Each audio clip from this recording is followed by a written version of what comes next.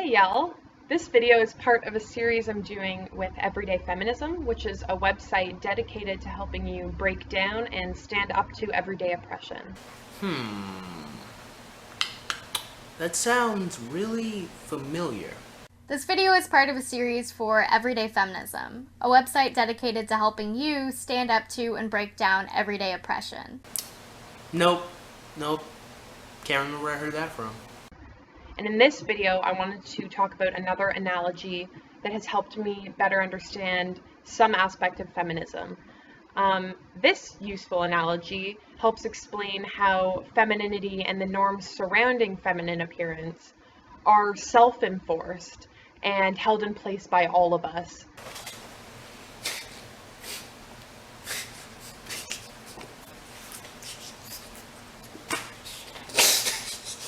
Oh no. Alright, keep going. So I hope that we can put some distance between ourselves and these norms, not to say that we should stop being feminine or adhering to the norms that we want to adhere to, but just recognize that they're part of a larger system of patriarchal discipline. Now, see, I'm gonna have to stop you here, right? Because it's been a while since I've chatted about the patriarchy, and a commenter a couple of months ago slid by my channel and dropped some knowledge on me, and he said, you know, the word that most best describes what feminists call the patriarchy would actually be an androcracy, which would be a male-dominated society. A patriarchy is a familial system in which the father holds supreme authority over his children, over his family unit. I mean, honestly, you can call it really sad or really stupid or whatever word you'd like to use to describe the fact that feminists don't even use the correct word to describe their own system of oppression, but yeah, the correct word you would be using there, seedling, would actually be androcracy, not patriarchy. Because in terms of reality, we don't actually live in a patriarchy. Like, at all. Most homes in America aren't patriarchies, at least. Some are, but, well, actually, even some homes that have the fathers in there, the woman is still pretty much running things. So, yeah, we're not really a patriarchy. So, unless you are about to describe what life would be like if we did live in a patriarchy, then really we're working on this thought experiment. And if this is a thought experiment, then by all means, continue. And hopefully help us stop policing each other according to these norms. So this analogy starts with an idea from philosopher Jeremy Bentham, and he was not talking about femininity or any of that. He came up with the idea of an ideal prison, and the ideal prison was called a panopticon. So the panopticon is a prison with cells built around a central watchtower. So there's one watchtower in the center and all the cells are around it, so the person in the watchtower, the guard, can see in at all times to every prison. Okay, alright, we'll work with that. Continue. And the prisoners know that there's a central watchtower in the center, they can see that, but they can't see if there's someone in there. So they just have to assume that there's someone watching them at all times. And it seems that all you need is the belief that you're being watched, and you'll self-monitor. So that's why the prison is so effective, because no one has to actually go in there and enforce the rules on these prisoners. They just enforce them on themselves, thinking that if they don't, this guard will come because he's watching.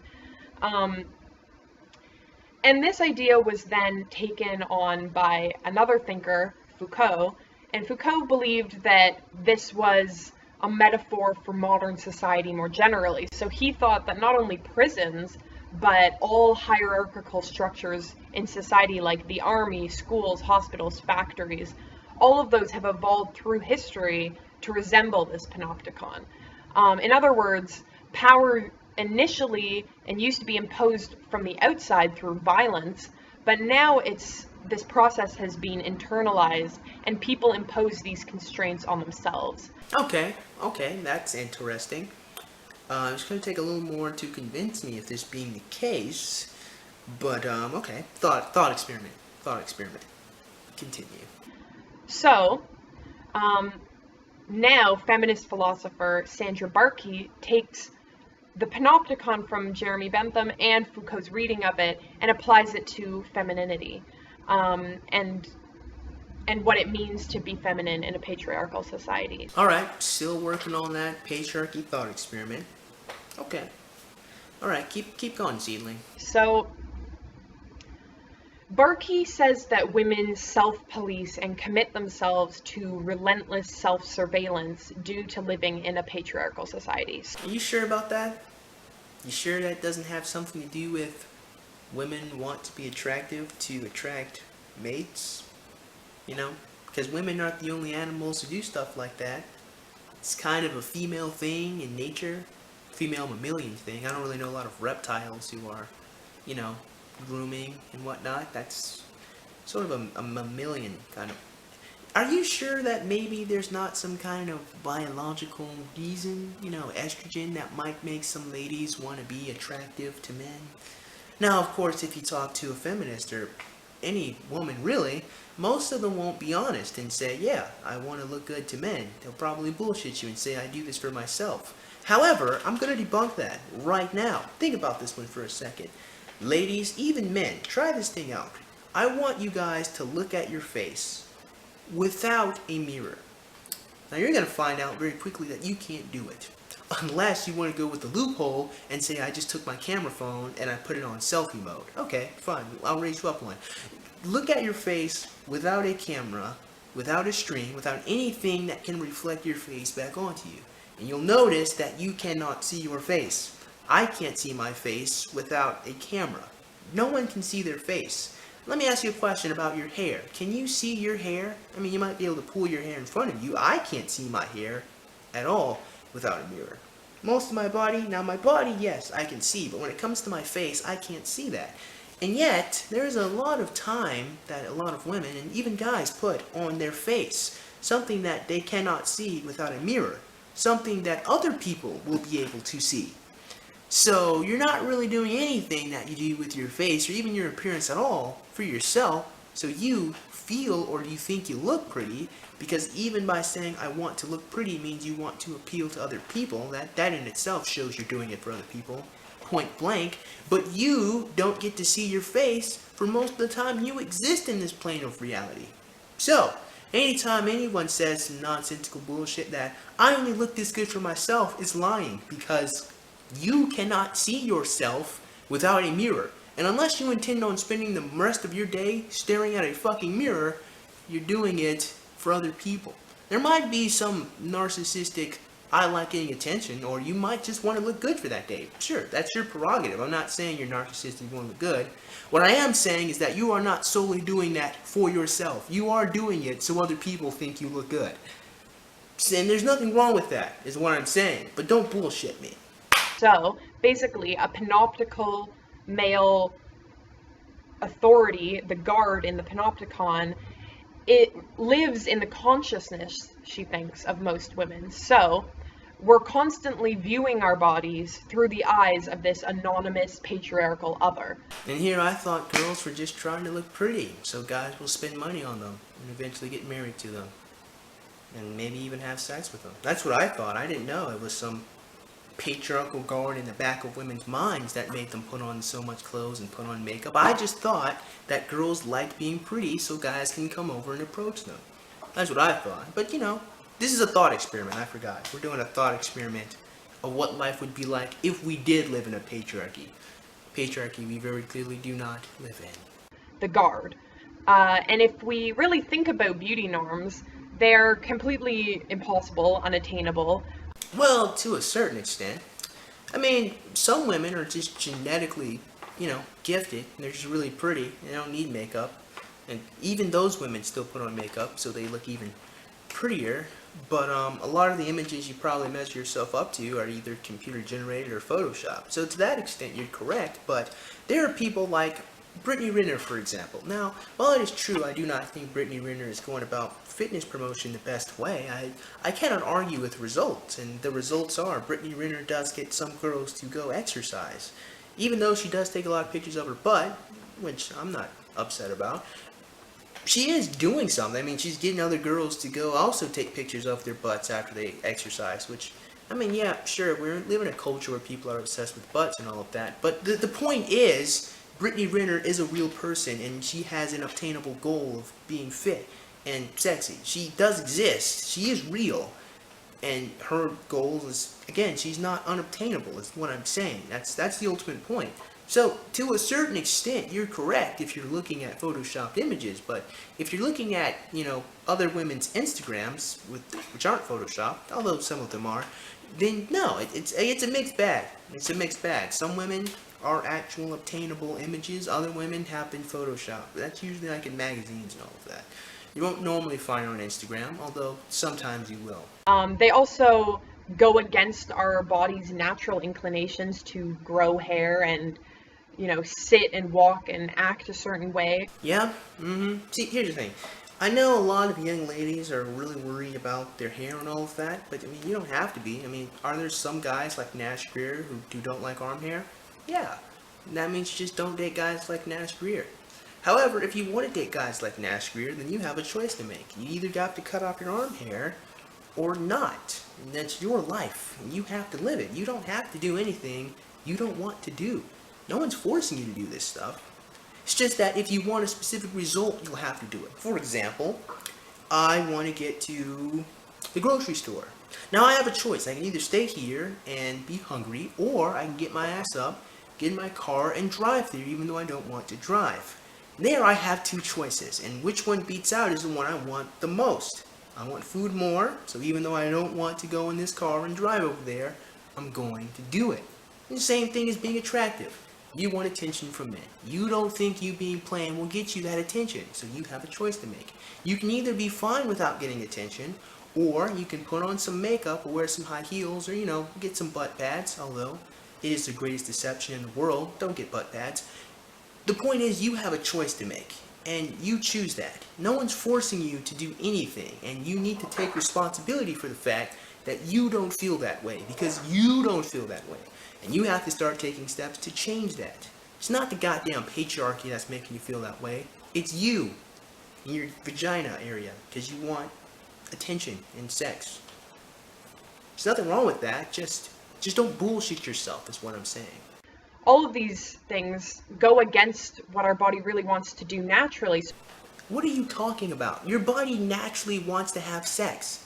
You are doing this, you are peacocking yourself so you can get a man to have sex with you. What are you talking? That is clearly natural. Unless you mean to tell me that you use artificial means to get to the natural result. In other words, you paint your face so you're prettier than what you actually are, so you can get a guy to come have sex with you, which is a natural thing. Is that what you're telling me goes against your body's natural?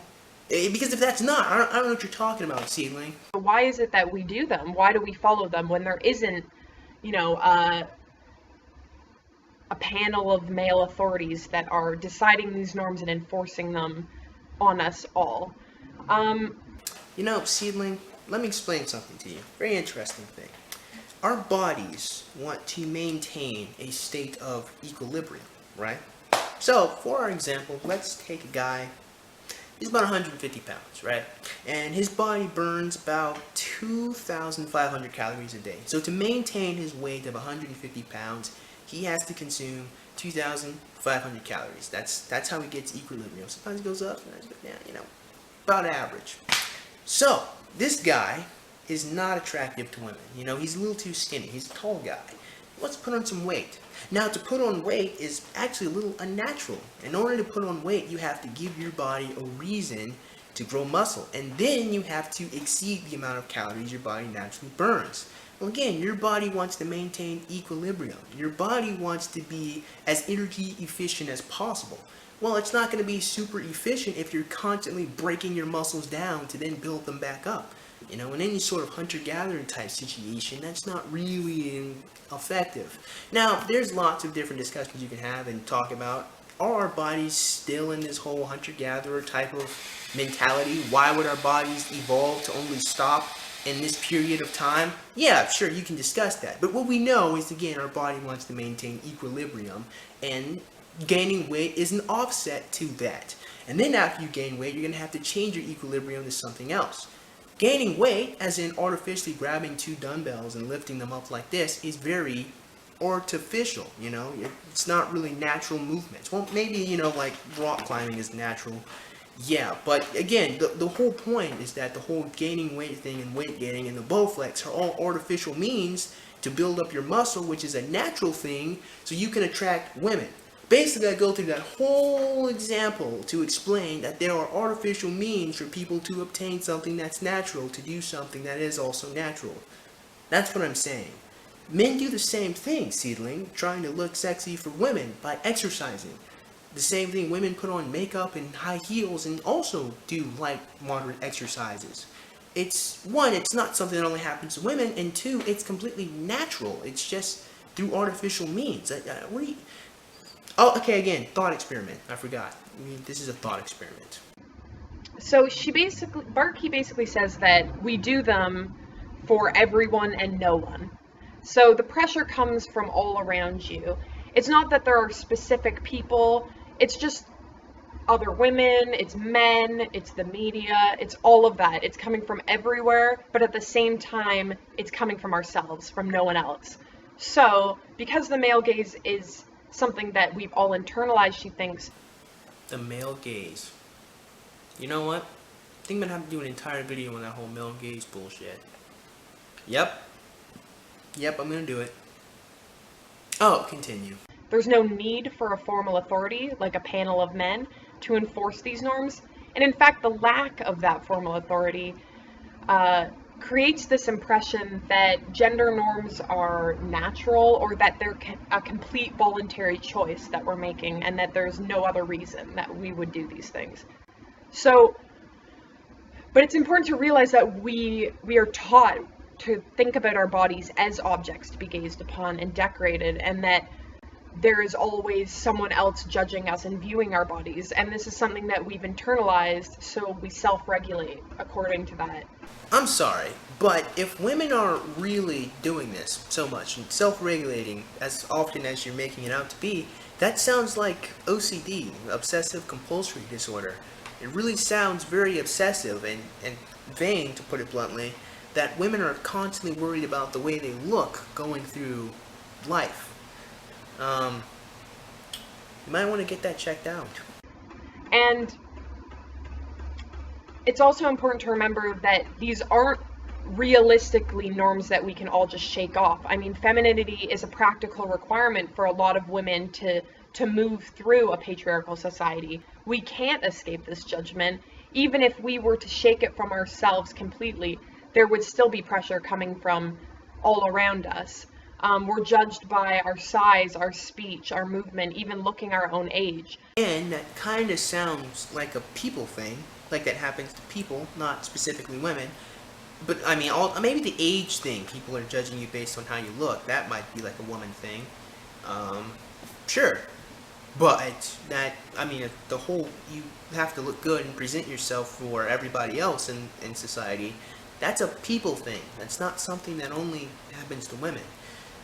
And if you represent a company, well, tough shit. You have to represent your company. I mean, it's part of being an adult.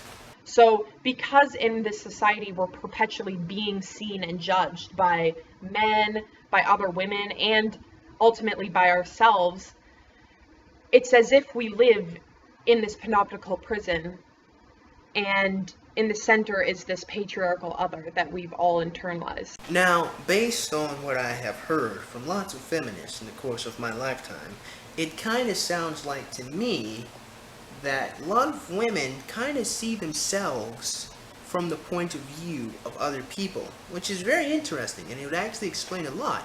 It also does seem to be a huge part of femininity. Now, I'm not saying that men don't do it, they just certainly don't do it to the extent women are doing it. Especially not to such a degree that most of your day is dedicated to how do I look, you know? Which again, of course, you're doing for other people. No matter what you say, you are constantly worried about the way you look for other people. You're not doing that for yourself. But it makes me feel pretty. Yeah, you feel pretty because other people think you're attractive. Let's not bullshit anybody here. But again, that does seem to be a very important part of what it means to be a woman. I guess again, it kind of goes to show that a woman's greatest adversary is herself. So when you think about how femininity impacts women and how we police ourselves, it's clear that femininity itself and the norms surrounding it are part of a larger system of discipline, which is patriarchy. So I just hope that I don't want anyone to think I'm saying to stop wearing makeup or any of that. I just want us to think more critically about the norms that we're adhering to and why it is that we feel the need to do those things. I'm gonna put this as bluntly and as crudely as I can. You do those things because you want some dick and some attention. Mr. Tommy Sotomayor puts this out as DNA. So, yeah. It's actually very simple. You want to be attractive to men so guys can come talk to you so you can have children. That's an animal thing. Animals do that. You're not really special in that regard. What would make you special is how obsessive you are about it. And if you are obsessive about it, again, you need to go talk to a therapist because that's ridiculous.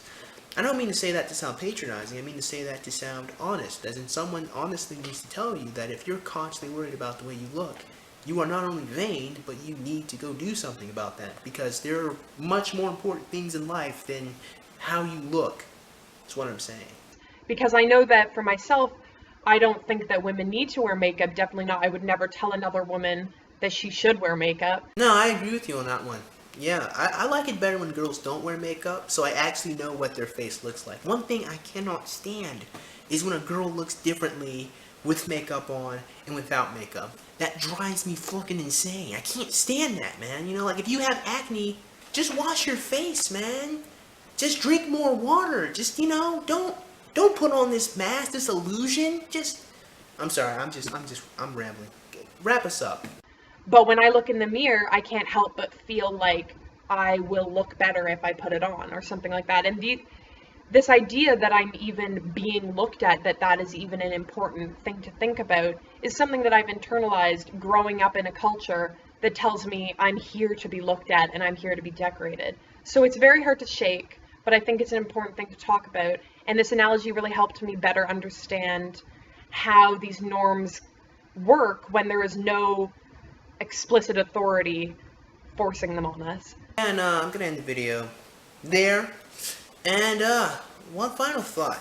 It's very interesting how this feminist philosophy, this feminist idea, this ideology has been so deep rooted into the consciousness of these women that they genuinely seem to think that it's the patriarchy's fault that they want to be pretty and desirable as opposed to basic human interaction. They don't ever seem to focus or talk about the fact that some men also would like to be attractive to women. They talk about the nonsense that is the male gaze, which is a very interesting topic that I have to discuss because it's a topic I never brushed up on and I've heard a lot, but it really does need to be dissected. And these feminists, you know, the feminists who are kind of misguided really need to be told and taught about basic evolutionary, you know, fact that women want to be attractive and they want to be desirable and they want to look good. And that's not the fault of culture, that's the fault of being a woman. That's called being a human being, because men also want to be attractive and desirable to have sex with the opposite sex. That's called being a person. It's called being an animal. Really, animals do the same thing, you know. So it's very interesting that these feminists, you know, this feminist philosophy is so ingrained on behaviors being taught that they never want to give way to the fact that some of this stuff is just inherently biological. Now, the obsessive part about constantly thinking if you're attractive, I don't know much about that. I'm not a woman, so I can't really speak on that. I can tell you what I've heard, and what I've heard is that apparently this does seem to be this seems to be a woman thing. This constant body imaging, this constant, do I look really pretty? That does seem to be something that is feminine. I don't know very many men who do that, and that's something I'm going to have to learn a lot more about and figure that shit out. But what I do know is, for the most part, that is pretty biological. That makes plenty of sense that you want to be attractive to some guy you want to have sex with. That's not the patriarchy. That's called being a person. So, with that being said, I certainly hope you guys look forward to those videos. Because that video on the male gaze, that's going to be a doozy. Yeah. So with that being said, I certainly hope you guys enjoyed today's video. And if you did, man, go ahead and click that like button. Go ahead and click that subscribe button. Comment in the comment box below. And as always, have a great day. I will see you cool cats soon. Adios.